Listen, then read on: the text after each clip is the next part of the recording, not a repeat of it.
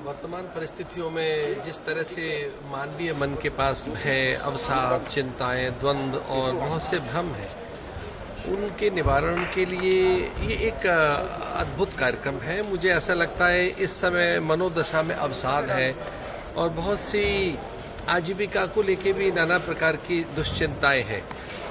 Corona के इस काल में भी अगर हम देखें तो मनोदशा में एक बड़ी अस्थिरता रही है। स्वर्ण स्वर भारत का ये आयोजन और ये जो कुछ भी एक जो देखने को मुझे मिला है, मैं इसे सारस्वत अनुष्ठान कहूँगा। मुझे ऐसा लगा आज के कार्यक्रम में जैसे भारतीय संस्कृति, संस्कार, उसकी सभ्यता और उसकी आद्य संवेदनाओं का प्रतिनिधित्व करता है ये स्वर्ण स्वर भारत, जो आदरणीय कैलाश जी, हमारे कुमार विश्वास जी, हमारे आदरणीय सुरेश वाडकर जी और रवि किशन जी जो हमारे साथ आज इस कार्यक्रम में रहे।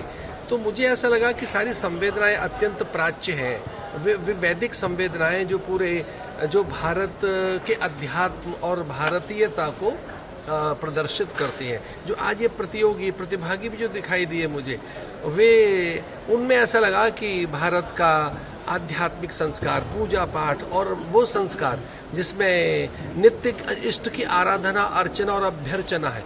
तो मुझे आज के कार्यक्रम में ऐसा अनुभव हुआ कि भारत को भक्ति की, अध्यात्म की और उन संस्कारों की आवश्यकता है जिनके कारण हम इष्ट के निकट जा सकें और परिवारों को बांध सकें।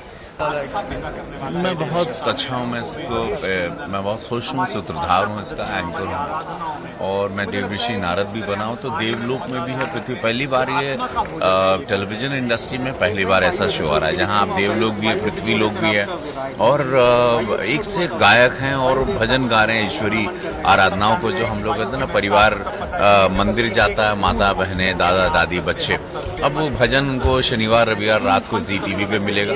तो बहुत ही सुंदर है और बड़ा आनंद ले रहा हूँ। मेरे मन का शो, क्योंकि मैं थोड़ा अध्यात्म से शिव भक्त हूँ, तो मैं मन का शो था और मुझे मन का मिला।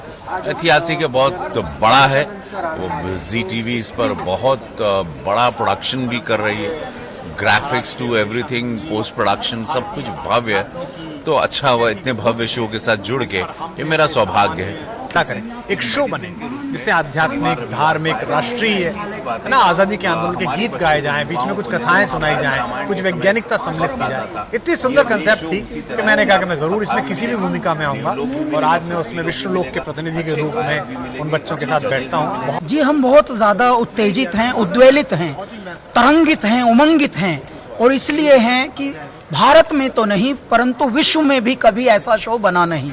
देखिए, आध्यात्म और संगीत एक साथ आए। जब हम शुरू हो रहे थे अपने जीवन में संगीत में, तो हम क्योंकि आश्रम में पले बड़े हैं, गुरुकुल से ही आए थे, मैं गंगा किनारे आरती से पहले गाता था, कुछ अलग स्वच्छंद चीजें गाता था।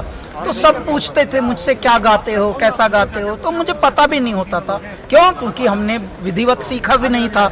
लेकिन जब इन इतने बड़े बड़े लोगों का गाना सुनते थे तब लगता था ये कैसी इंडस्ट्री होगी, ये कैसा भव्य दुनिया होगा संसार।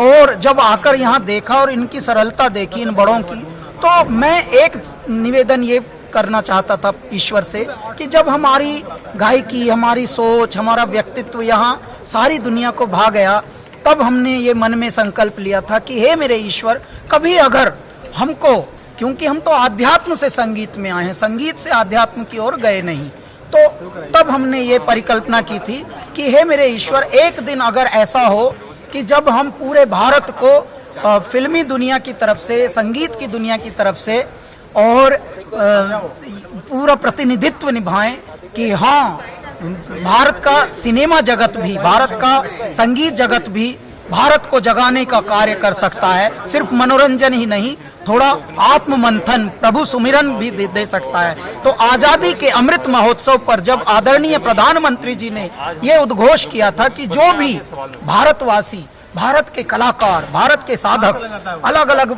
क्षेत्रों से भी हैं, वो अपने अपने क्षेत्र से ये उत्सव का भागीदार बने, तब हमने ये परिकल्पना की और आज ये संकल्पना मूर्त रूप ले रही है स्वर्ण स्वर भारत के रूप में।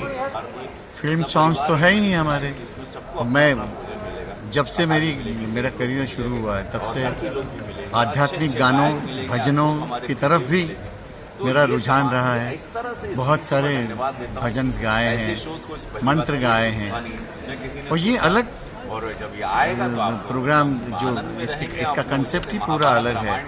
उसमें आध्यात्मिक गाने ही, भजन, सूफी, भक्ति पर गीत, तो ये, और इसमें बहुत जेन्युइनिटी होगी, कोई ड्रामेबाजी नहीं होगी, रोना धोना ये सब कुछ नहीं होगा, प्योरली गाने का प्रोग्राम होगा।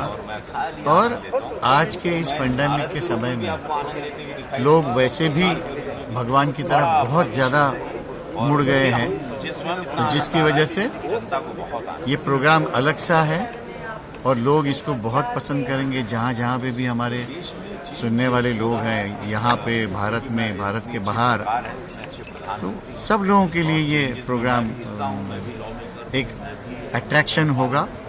और मैं उम्मीद करता हूँ कि ये जैसे रामायण होती थी, महाभारत होता था टीवी पे, जब पूरी रोड्स खाली हो जाते थे, तो वही अवस्था आने वाली है इस प्रोग्राम की तहत।